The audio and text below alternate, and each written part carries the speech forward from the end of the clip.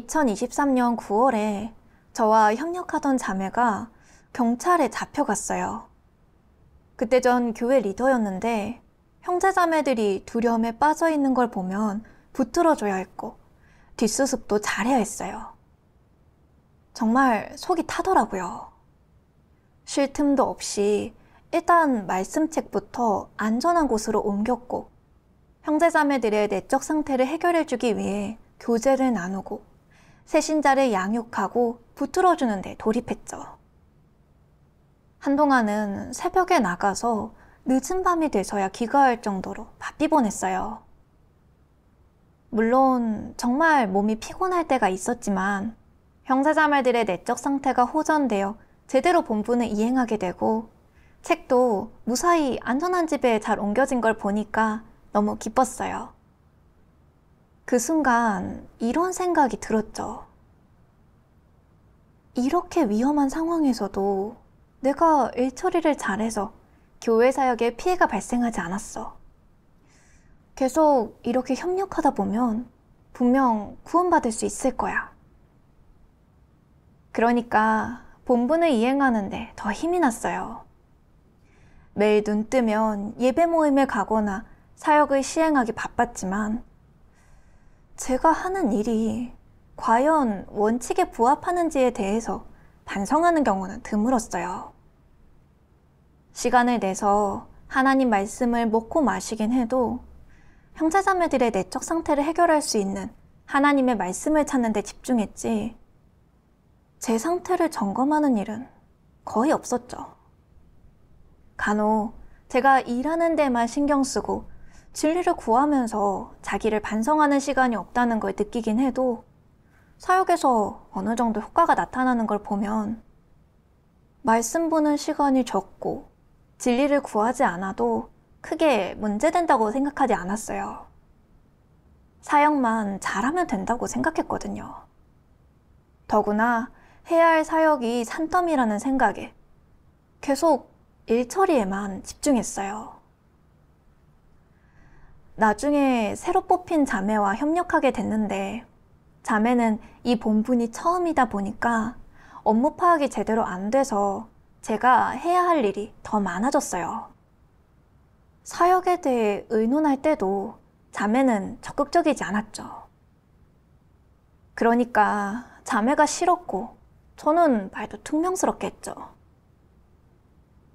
자매는 제 눈치를 많이 봤는데 전 자신을 반성하지도 않았죠.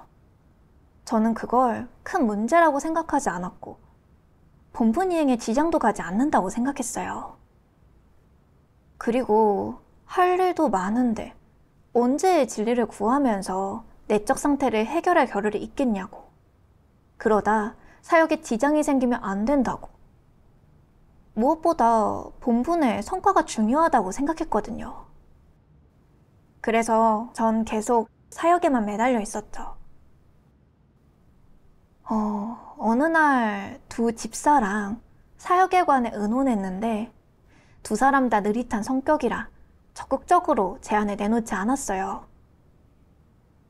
저는 같이 의논하는데 각자 자기 의견을 내놓지 않으면 안 된다는 생각에 조바심이 들어서 한마디 했어요. 형제님, 매번 의논할 때면 적극적으로 제안하는 게 없네요. 이러면 어떻게 사역을 놓고 의논하겠어요? 제가 그러자 형제는 고개를 숙이고 난감했어요. 한동안 그런 상황이 여러 번 있었는데 저는 형제에게서 적극적으로 임하는 모습이 보이지 않으면 싫은 티를 냈어요. 형제도 조금 소극적으로 변했고 저에게 그러더라고요. 제가 나이도 있고 반응이 느려서 자매의 템포를 따라갈 수 없네요. 이 본분은 제가 이행하기엔 어렵네요.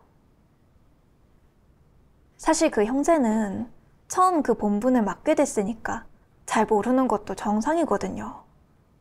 그럼 제가 많이 도와주고 격려해줘야 하는 게 맞죠. 근데 저는 그런 식으로 말을 해놓고도 큰 문제라고 생각하지 않았어요. 오히려 제가 많은 걸 요구한 것도 아니고 본분을 조금 더 적극적으로 이행하라고 한 말이라고 생각했을 뿐 그런 문제를 해결하려고는 신경 쓰지 않았죠.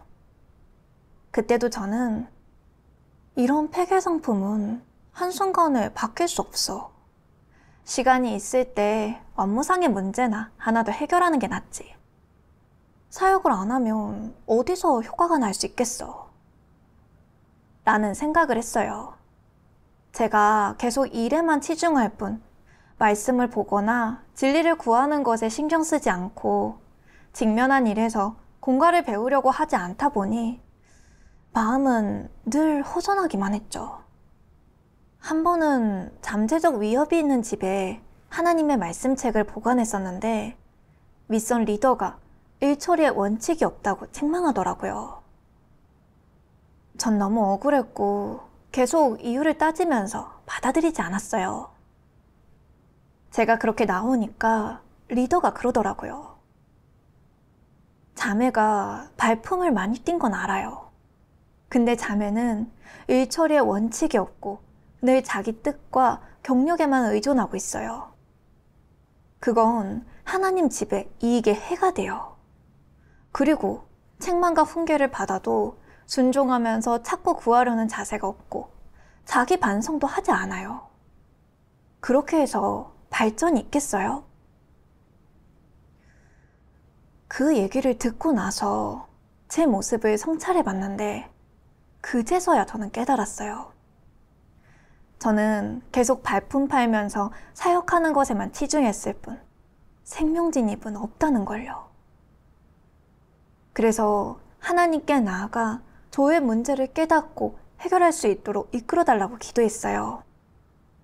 구하는 과정에서 하나님의 이 말씀을 보게 됐죠. 하나님은 말세에 말씀과 무관한 그 어떤 사역도 하지 않았다. 즉, 계속 말씀하면서 오늘날까지 말씀으로 사람을 이끌고 있다. 물론 이렇게 말씀하는 동안 말씀으로써 그를 따르는 사람과의 관계를 유지하고 그를 따르는 사람을 인도한다. 이런 말씀은 구원받기를 원하거나 하나님이 구원하려는 인류에게 매우 중요하다. 하나님은 이런 말씀을 통해 그가 인류를 구원하는 그 사실을 성취할 것이다. 이런 말씀은 내용으로 보나 양적으로 보나 어떤 유형의 말씀이든 어느 부분의 말씀이든 구원받기를 원하는 사람에게 매우 중요하다는 것을 알 수 있다. 하나님은 이런 말씀을 통해 그의 6천년 경륜이 궁극적으로 도달하려는 성과를 성취할 것이다. 이런 말씀은 이 인류에게, 현재 인류에게도 미래 인류에게도 매우 중요하다. 이것이 하나님의 태도이고 하나님이 이런 말씀을 하는 목적과 의의이다. 그렇다면 인간은 어떻게 해야겠느냐? 인간은 하나님의 말씀과 사역을 모른 채 하지 말고 협력해야 한다. 하지만 하나님을 믿으면서도 이렇게 하지 않는 사람들이 있다. 하나님이 어떻게 말씀하든 마치 자신과는 무관하다는 듯이 말이다. 여전히 자신이 추구할 것을 추구하고 자신이 할 것을 하면서 하나님 말씀에서 진리를 구하지 않는다. 이는 하나님의 사역을 체험하는 것이 아니다. 그 밖에 하나님이 뭐라 말씀하든 아랑곳하지 않는 사람들도 있다. 하나님이 시키시는 대로 하겠어. 하나님께서 동쪽을 가리키시면 동쪽으로 가고 서쪽을 가리키시면 서쪽으로 가는 거야. 하나님이 죽으라면 그분 눈앞에서 죽겠어. 그의 마음속에는 오로지 이런 신념뿐 하나님 말씀은 귀에 들어오지 않는다. 그는 생각한다. 하나님 말씀이 너무 많아. 그냥 단순하게 내가 할 일을 바로 말씀해 주시면 될 것을. 그럼 마음으로 하나님께 순종할 텐데 말이야. 하나님이 얼마나 말씀하든 그는 영적인 이해력이 없는 문외한처럼 결국 진리를 깨닫지 못하고 체험인식도 이야기하지 못할 것이다. 너희가 말해보아라. 이런 사람을 하나님이 좋아하겠느냐? 하나님이 이런 사람을 긍휼히 여기고 싶겠느냐? 그러고 싶지 않으실 것입니다. 결코 그러고 싶지 않을 것이다. 하나님은 이런 사람을 좋아하지 않는다. 하나님은 내가 수없이 얘기했거늘 너는 어찌하여 소경과 귀머거리처럼 보지도 듣지도 못하는 것이냐? 대체 무슨 생각을 하고 있느냐? 보아하니 오로지 복받을 생각과 아름다운 종착지로 들어갈 생각밖에 없구나. 너는 그저 바울의 목표에만 열중하고 있는 것이다. 내 말을 들으려 하지 않고 나의 도를 준행하려 하지 않으면서 하나님은 왜 믿느냐? 너는 구원을 받으러 온 것이 아니라 아름다운 종착지를 얻고 복을 받겠다는 욕망을 채우러 왔구나. 이런 계산이 있으니 너는 힘쓰는 자가 제격이다. 라고 말한다. 사실 충성스럽게 힘쓰는 자도 하나님에게 순종하는 모습 중 하나라고 할 수 있다. 그렇지만 이는 최소한의 기준이다. 사람이 이방인으로 침륜과 멸망에 빠지는 것보다는 충성스럽게 힘쓰는 자로 살아남는 것이 훨씬 낫다. 특히 하나님 집 사역에는 힘쓰는 자가 필요하기에 하나님을 위해 힘쓰는 것도 하나의 복이라고 할 수 있겠다. 마왕의 종노릇보다야 훨씬 낫고 비할 바가 아니다. 하지만 하나님을 위해 힘쓰는 것으로는 하나님을 온전히 흡족하게 할 수 없다. 하나님이 심판사역을 하는 것은 사람을 구원하고 정결케 하며 온전케 하기 위한 것이기 때문이다. 사람이 하나님을 위해 힘쓰는 것에만 만족한다면 이는 하나님이 인류에게 역사하면서 이루려는 목표도 아니고 하나님이 보려는 결과도 아니다. 하지만 사람의 마음이 욕망의 불길에 휩싸여 어리석고 눈멀면 사소한 이익에도 미혹되고 마음을 빼앗긴다. 반면 하나님의 이토록 귀한 생명의 말씀은 거들떠보지도 않고 직시하지도 않으며 중시하지 않는 것은 더 말할 필요도 없다. 하나님 말씀을 읽지 않고 진리를 사랑하지 않는 것이 과연 슬기로우냐 아니면 어리석으냐? 구원에 이를 수 있겠느냐? 사람의 관념과 상상을 모두 내려놓고 진리 추구에 집중해야만 구원받을 희망이 있다는 것을 사람은 분명히 깨달아야 한다. 하나님께서 폭로하신 말씀을 보니까 사람이 외적으로 일하는 것에만 치중하고 하나님께서 어떻게 말씀하셨든 하나님 말씀을 경시하는 자세로 대하고 말씀을 먹고 마시는 것을 중시하지 않고 하나님 말씀에서 진리를 구하는 것을 중시하지 않는 것은 하나님의 사역을 체험하는 게 전혀 아니라고 하셨더라고요. 하나님 말씀에 저를 비춰보니까 제가 바로 그런 사람이었던 거죠. 저는 교회에서 맡기는 대로 일하고 맡은 바를 잘하면 하나님을 흡족해 해드리는 거고 하나님께 인정받을 거라고 생각했거든요.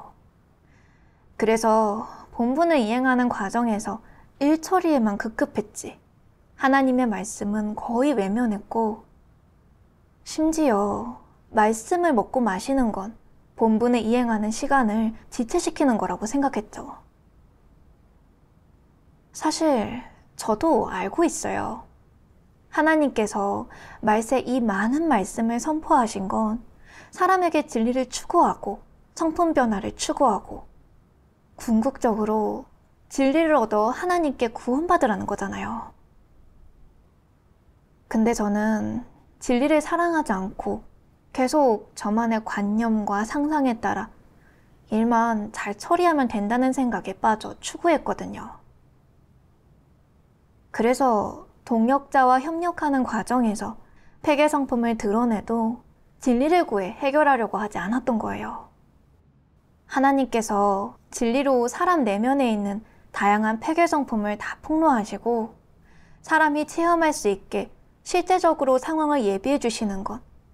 다 우리가 진리를 깨달아 폐괴 성품을 벗어버리고 정결함을 얻게 하기 위함이잖아요. 이건 하나님의 사랑이죠. 만약 하나님께서 그저 사람이 봉사하고 일만 하기를 바라셨다면 오늘날까지 이렇게 한 걸음씩 사역하실 필요도, 성육신 하셔서 진리를 선포하시고 그토록 많은 고난을 받으실 필요도 없잖아요. 전 하나님의 말씀을 많이 봤으면서도 사람을 구원하시려는 하나님의 뜻을 깨닫지 못했고 폐괴 성품은 조금도 변화하지 않았어요. 하나님 말씀처럼 저는 정말 문외한이었어요. 이대로 간다면 제가 아무리 많은 사역을 했어도 결국 구원받지 못하는 거잖아요. 이걸 깨닫고 나서 저는 하나님 앞에 나아가 이렇게 기도했어요. 전능하신 하나님, 하나님의 폭로의 말씀을 보고 나서야 하나님을 믿으면서 추구했던 자신의 잘못된 관점이 뭔지 알게 됐습니다. 이젠 정말 회개하고 변화받기를 원합니다. 제가 이 잘못된 관점에서 빠져나와 하나님 말씀에 노력을 쏟고 진리 추구와 생명 진입에 집중할 수 있도록 이끌어 주십시오. 그리고 하나님의 이 말씀을 봤어요. 현재 많은 사람이 복을 받으려면 하나님을 위해 헌신해야 해. 복을 받으려면 하나님을 위해 어느 정도 대가를 치러야 해. 복을 받으려면 하나님을 위해 모든 것을 내려놓아야 해. 복을 받으려면 하나님의 부탁을 완수하고 내 본분을 잘 이행해야 해. 라고 생각하며 이런 내적 상태로 살고 있다. 이는 복을 받으려는 속셈에 지배된 것으로 순전히 하나님이 내리는 상을 받기 위해 그리고 면류관을 얻기 위해 헌신하는 것이다. 이런 사람의 마음에는 진리가 없으며 틀림없이 글귀와 도리를 얼마간 이해한 것으로 곳곳에서 뽐낼 것이다. 이런 사람이 걷는 길이 바로 바울의 길이다. 이런 사람은 하나님을 믿으면서 한결같이 사역만 한다. 그는 사역을 많이 할수록 하나님에 대한 충성심을 증명하고 틀림없이 하나님을 만족게 하며 하나님 앞에서 면류관을 얻을 자격이 있고 큰 복을 받을 것이라고 생각한다. 그는 그리스도를 위해 고생하고 전도하며 죽을 수 있는 사람, 목숨조차 돌보지 않는 사람, 또한 하나님이 맡긴 본분을 훌륭히 완수하는 사람이라면 바로 하나님께 가장 큰 복을 받을 사람이며 분명 면류관을 얻을 사람이라고 생각한다. 이것이 바로 바울이 상상하고 추구한 것이며 바울이 걸은 길이다. 바울이 바로 이런 사상에 지배받아 사역하고 하나님을 섬겼다.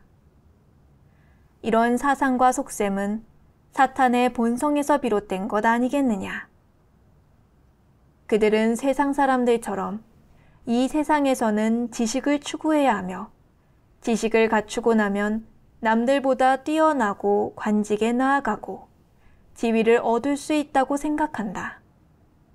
또한 지위를 얻으면 재능과 포부를 크게 펼치며 자신의 가업과 사업을 눈부시게 끌어올릴 수 있다고 여긴다. 이방인들은 모두 이런 길을 가지 않더냐. 이런 사탄의 본성에 지배되는 사람은 하나님을 믿은 후에도 바울처럼 나는 모든 것을 내려놓고 하나님을 위해 헌신하며 하나님 앞에서 충성심을 보여야 해. 그러면 나중에 큰 상과 면류관을 얻을 수 있을 거야. 라고 생각할 수밖에 없다. 이는 세상 사람들이 세상을 추구하는 것과 틀에 박힌 듯 똑같다. 그것들은 전부 똑같은 본성에 지배되는 것이다. 사람이 이런 사탄의 본성을 갖고 있으면 세상에서 지식을 추구하고 학문을 추구하고 지위를 추구하고 남들보다 뛰어나기를 추구한다. 하나님을 믿으면 면류관과 큰 복을 얻기를 추구할 것이다. 사람이 하나님을 믿은 후에도 진리를 추구하지 않으면 분명 이런 길을 걸을 것이다. 아무도 이 사실을 바꿀 수 없으며 이는 자연 법칙이다. 진리를 추구하지 않는 사람이 가는 길은 베드로의 길과 완전히 반대되는 것이다. 하나님께서는 사람이 하나님을 믿고 본분을 이행하고 모든 것을 내려놓고 헌신하는 목적이 복을 얻기 위한 것이자 자신의 좋은 결말을 얻기 위한 것이었다면 그건 복을 얻기 위한 마음에 지배받고 있는 것이라고 폭로하셨어요. 반성해 보니까 제가 이런 추구 관점을 갖고 있더라고요. 저는 사역을 많이 하고 본분을 많이 이행하고 리더가 맡겨준 본분에서 성과를 낸다면 하나님께 칭찬받을 거고 좋은 결말과 종착지를 얻게 될 거라고 생각했어요. 그래서 저는 늘 일처리에 마음을 두고 사역하는 것에만 집중했죠. 생각해보면 바울은 늘 전도하고 사역하는 것에만 신경 쓰면서 열심히 뛰어다녔고 많은 대가를 치렀지만 하나님 말씀을 실행하지는 않았고 폐계 성품의 변화는 조금도 없었잖아요. 바울이 행한 건 다 하나님과 거래를 한 것에 불과하고 면류관과 상을 얻기 위한 목적뿐이었어요. 궁극적으로는 이는 내게 사는 것이 그리스도니 죽는 것도 유익함이니라 라는 말을 하면서 자기 자신을 증거하기까지 했어요. 결국은 하나님의 성품을 거슬러 도태되고 벌을 받았는데 거기 비춰보니까 제가 바울의 길을 걷고 있는 거였어요. 저는 그저 저만의 상상과 관념에 따라 사역을 많이 하고 저한테 맡겨준 본분을 잘 이행해서 소기의 효과를 보기만 하면 마지막에 하나님께서 분명 좋은 종착지를 주실 거라고 생각했어요. 그러다 보니 저는 일하는 데만 치중하면서 하나님의 말씀을 먹고 마시는 건 시간 낭비라고 생각했고 교만한 성품을 드러내고도 해결할 생각을 하지 않았어요. 오직 외적으로 치른 대가와 헌신, 그리고 사역 성과로 하나님의 복을 맞바꾸려고 했죠. 이런 제가 어떻게 하나님께 인정받겠어요? 외적으로는 매일 쉬지 않고 사역했으니까 충성스럽게 보였겠지만 사실은 하나님을 흡족해 하려는 것도 아니고 교회 사역을 위해 일한 것도 아니에요. 그저 자신의 결말과 종착지를 위한 궁리만 한 거죠. 그건 하나님을 이용하는 것이고 하나님과 거래를 하는 것이고 하나님의 혐오를 사는 일이에요. 이런 상황에서도 계속 사적인 속셈과 불순물을 가진 채 추구하고 폐계 성품이 조금도 변화하지 않는다면 결국은 하나님에 의해 도태될 수밖에 없잖아요. 나중에 하나님의 이 말씀을 보게 됐어요. 베드로는 삶에서 하나님의 마음을 조금이라도 흡족해 하지 못하면 마음이 편치 않았고 하나님의 마음을 흡족해 하지 못하면 통회했으며 그 후에 적합한 길을 찾아 하나님의 마음을 흡족해 하기 위해 힘써 노력했다. 그는 생활 속 사소한 일에서도 하나님의 마음을 흡족해 하려고 했으며 자신의 옛 성품을 조금도 그냥 넘어가지 않고 항상 자기 자신에게 엄격한 잣대를 적용해 진리에 깊이 들어가려고 했다. 베드로는 하나님을 믿으면서 모든 것에서 하나님을 흡족해 하고자 했으며 하나님에게서 비롯된 모든 것에 순종하고자 했다. 그는 형벌과 심판을 받아들일 수 있었고 연단과 환난, 궁핍한 생활 역시 받아들였으며 아무런 원망도 하지 않았다. 이런 것들은 하나님을 사랑하는 그의 마음을 바꿀 수 없었다. 이것이 하나님을 지극히 사랑한 것 아니겠느냐? 피조물의 본분을 이행한 것 아니겠느냐? 형벌이든 심판이든 환난이든 너는 죽기까지 순종하는 경지에 도달할 수 있어야 한다. 이것이야말로 피조물이 도달해야 하는 경지이자 사랑 안에 있는 순결한 요소이다. 사람이 이런 경지에 도달한다면 그는 합당한 자격을 가진 피조물이다. 이는 무엇보다도 창조주의 마음을 흡족해 할 수 있다. 만약 내가 하나님을 위해 사역은 할 수 있으나 하나님께 순종하지 않고 진정으로 하나님을 사랑하지 못한다면 너는 피조물의 본분을 이행하지 못했을 뿐만 아니라 하나님께 정죄받을 것이다. 너는 진리가 없는 사람이고 하나님께 순종하지 못하는 사람이며 하나님을 거역하는 사람이기 때문이다. 내가 하나님을 위해 사역하는 것만 중요하게 여기고 진리를 실행하는 것과 자신에 대한 인식을 중요하게 여기지 않으며 창조주를 이해하지도 알지도 못할 뿐더러 창조주께 순종하지도 않고 창조주를 사랑하지도 않는다면 너는 천성적으로 하나님을 거역하는 사람이다. 그러므로 창조주는 이런 사람을 좋아하지 않는다고 말한다.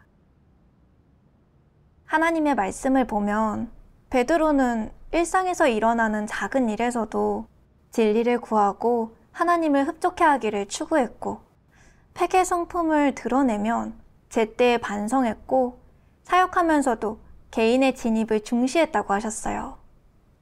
베드로는 하나님의 부탁에 대한 책임감은 물론 자신의 생명 진입에 대해서도 긍정적 부담을 가지고 성공의 길을 갔던 거죠. 근데 저는 열심히 뛰어다니며 사역하는 것만 중시하고 진리를 구하는 것은 중시하지 않았어요. 폐계 성품을 드러내고도 개의치 않고 자신을 반성하고 인식하지도 않았죠. 그래서 지금까지 변화가 전혀 없었던 거고 실패의 길을 가고 있었어요. 사실 사람이 하나님을 위해 헌신하는 건 당연한 일이자 사람이 이행해야 할 본분이잖아요. 제 상상처럼 맡은 사역만 하면 다 되는 게 아니거든요. 일어나는 일에서 진리 원칙을 구하고 본분을 이행하는 과정에서 자신의 폐괴함과 부족함을 알려고 노력하고 진리를 구하면서 자신의 폐괴 성품을 해결하고 진리를 일처리와 처신의 준칙으로 삼아야 하는 거죠. 그렇게 실행해야 생명이 자랄 수 있는 거였어요.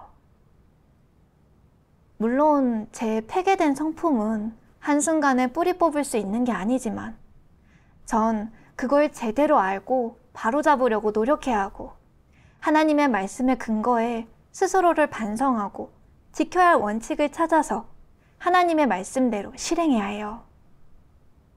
그 후에 하나님의 이 말씀도 봤어요. 전능하신 하나님 말씀.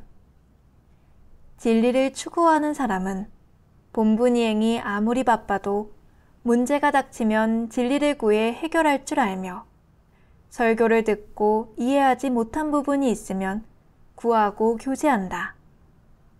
또 매일 마음을 평온히 하고 자신의 모습을 돌아보며 하나님 말씀을 묵상하고 체험 간증 영상을 보면서 얼마간 수확을 얻는다. 이런 자는 본분 이행으로 아무리 바빠도 전혀 생명 성장에 영향을 끼치지 않고 생명 진입에 지장을 주지도 않는다. 진리를 사랑하는 사람은 자연스럽게 이렇게 실행한다.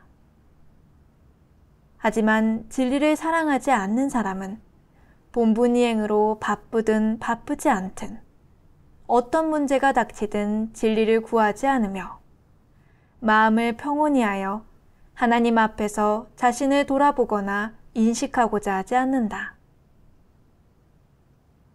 그래서 본분이행으로 바쁘든 한가하든 진리를 추구하지 않는다.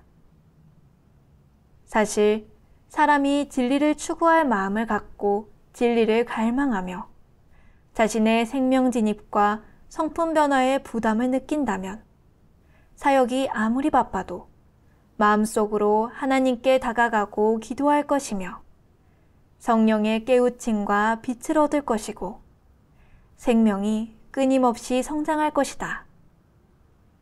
그러나 사람이 진리를 사랑하지 않고 자신의 생명 진입과 성품 변화에 어떤 부담도 느끼지 않거나 관심이 없다면 수확이 없을 것이다. 자신에게 어떤 폐괴 표출이 있는지 반성하는 것은 언제 어디서든 할 수 있는 일이다.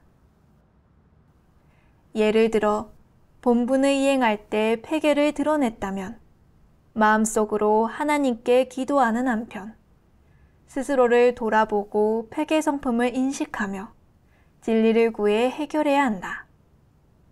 이는 마음속에서 일어나는 일로 업무에 영향을 주지 않는다. 이것이 어렵겠느냐? 이는 내가 진리를 추구하는 사람인지에 달려 있다. 진리를 사랑하지 않는 사람은 생명 성장에 관심이 없으며 마음속으로 이런 일을 생각하지 않는다. 오직 진리를 추구하는 사람만이 생명 성장에 마음을 쓰고자 하고 현실에 존재하는 문제를 수시로 묵상하며 어떻게 진리를 구해 문제를 해결해야 할지 되새긴다. 사실 문제를 해결하는 과정이 곧 진리를 추구하는 과정이다.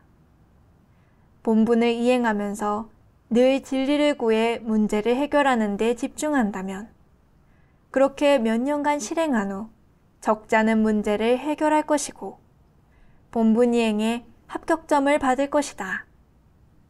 이런 사람은 폐괴 표출도 훨씬 줄어들며 본분을 이행함에 있어 진실한 체험도 많아 하나님을 증거할 수 있다. 사람이 진리를 추구하는지 여부는 본분 이행으로 바쁜지 시간이 없는지에 달린 게 아니라 마음으로 진리를 사랑하는지에 달려 있다. 사실 사람이 가진 시간은 누구나 똑같다. 다만 개개인이 사용하는 곳이 다를 뿐이다. 진리를 추구할 시간이 없다고 말하는 사람은 아마 육적인 누림에 시간을 쓰거나 표면적인 일로 바빠 진리를 구해 문제를 해결하는데 시간을 투자하지 않았을 것이다. 바른 일을 하지 않는 사람은 그렇다. 이는 생명 성장에 지장을 주는 큰일이다. 하나님의 말씀을 보면서 실행할 길을 찾게 됐어요. 매일 조금이라도 시간을 내서 하나님 말씀을 먹고 마시고 묵상하고 하루 동안 어떤 폐괴 성품을 드러냈는지 어떤 일들을 원칙 없이 처리했는지를 반성해야 했어요. 물론 시간에 구애받을 건 없어요. 얻는 것만 있으면 되더라고요. 본분이 바쁘지 않을 때에는 말씀을 읽는데 조금 더 시간을 쏟고 바쁠 때에는 본분을 이행하는 데 조금 더 집중하면서 하나님의 말씀을 현실 생활 속으로 가지고 들어가 실행하고 체험해야 했어요. 전에는 영생활이나 말씀으로 자신의 내적 상태를 해결해야 하는 부분을 언급하면 시간이 없다는 말만 했었는데 사실 본분이 바빠서 하나님의 말씀을 볼 시간이 없었던 건 아니에요. 그냥 제가 진리를 사랑하지 않아서 일에만 치중했을 뿐이었죠. 따지고 보면 저는 본분상 그렇게 바쁘지 않았을 때에도 말씀 보는 걸 중시하지 않았고, 제 폐괴 성품을 해결하려고 진리를 구하는 걸 중요하게 생각하지 않았어요. 근데 이제는 본분 이행과 생명 진입은 불가분의 관계라는 걸 알게 됐어요. 본분을 이행하는 과정에서 진리를 구해 문제를 해결하고 폐괴 성품을 해결하는 건 모두 생명 진입과 연관되는 거였어요. 해야 할 사역은 당연히 해야 하지만 생명 진입도 소홀히 해선 안 되죠. 그 뒤로 저는 말씀을 묵상하고 진리를 구하면서 자기 반성의 시간을 가지려고 노력했어요. 사소한 시간들까지 다 활용했거든요. 밥 먹을 때, 길을 갈 때, 빨래를 할 때 이런 시간에도 충분히 제 내적 상태를 돌아볼 수 있고 말씀을 묵상할 수 있었어요. 제가 추구할 마음이 있고 찾고 구할 마음만 있으면 시간은 항상 있더라고요. 그리고 제가 계속 같이 협력하는 형제자매들을 싫어하고 늘 혈기를 드러내는 건 무슨 문제인지 반성해봤어요. 그리고 하나님 앞에 나아가 기도하고 제 내적 상태에 맞춰 하나님의 말씀을 먹고 마시면서 혈기를 드러내는 건 교만한 성품에 지배받고 타인에 대한 요구 기준을 너무 높였기 때문이란 걸 깨달았어요. 동역자 형제는 연세도 있으신 데다가 이런 본분을 협력해 본 적이 없어서 반응이 좀 더딘 것도 정상이거든요. 근데 전 항상 제 기준에 맞춰서 요구했고 싫은 티를 팍팍 내면서 말을 했는데 사실 상대 입장에서 전혀 고민하지 않았고 각 사람의 내적 상태에 따라 대할 줄 몰랐어요. 결국 이렇게 사람들과 함께하는 과정에서 타인에게 상처와 후속감만 줄 뿐이었어요. 돌아보니까 전 정말 비이성적이었어요. 이러한 것들을 인식하고 나서야 이 문제를 중시하기 시작했어요. 그 뒤로는 사역에 관해 의논할 때 형제자매들의 반응이 조금 느리더라도 올바른 방식으로 대했어요. 충분히 고민할 시간을 주고 원칙에 관련된 문제는 조금 더 구체적으로 교제를 해줬어요. 그리고 형제자매들이 저한테 질문할 땐 최대한 차근차근 교제를 해주면서 함께 진리를 구하며 진입했죠. 전 일이 생겼을 때 제가 드러내는 성품을 성찰하는 데 집중하기 시작했어요. 옳지 않은 생각이 들거나 폐괴 성품을 드러낼 때 저 자신을 폐괴 성품으로 대하지 않고 의식적으로 기도하면서 관련된 진리로 문제를 해결하려고 노력했어요. 그러다 한동안 또 본분으로 바쁘게 보내야 했는데 몇몇 형제 자매들이 원칙을 어기면서 일을 한 탓에 진리를 교제해서 해결해야 했어요. 그리고 복음 대상자에게 복음도 전해야 했어요. 그렇게 급하게 협력해야 할 일이 많으니 전 일단 빨리 처리해야겠다는 생각부터 들었어요. 그 순간 전에도 항상 일 처리하는 데만 급급해서 발품도 뛰고 일도 마무리는 했지만 얻은 건 아무것도 없던 게 생각났어요. 그래서 계속 그렇게 할 게 아니라 원칙을 구해야겠다고 마음먹었어요. 그래서 마음을 평온히 하고 형제자매들의 행동 모습을 생각해 보면서 그에 맞춰 하나님의 말씀을 찾았고 목표한 성과를 내기 위해 어떻게 교제를 해야 할지, 형제자매들이 어떻게 문제의 본질을 인식할 수 있게 할지 고민했어요. 그리고 복음을 전할 대상자에 대해서도 그들이 가장 궁금해하는 게 뭔지 고민하고 그에 관련된 진리를 미리 준비했죠. 그렇게 찾고 구하는 과정에서 저는 과거에 몰랐던 진리 원칙을 알게 되면서 새로운 걸 얻게 됐고 본분에서도 어느 정도 성과를 보게 됐어요. 이런 체험을 통해서 저는 생명 진입을 중시하고 본분을 이행하는 과정에서 진리 원칙을 구해야 하는 중요성을 피부로 느끼게 됐어요.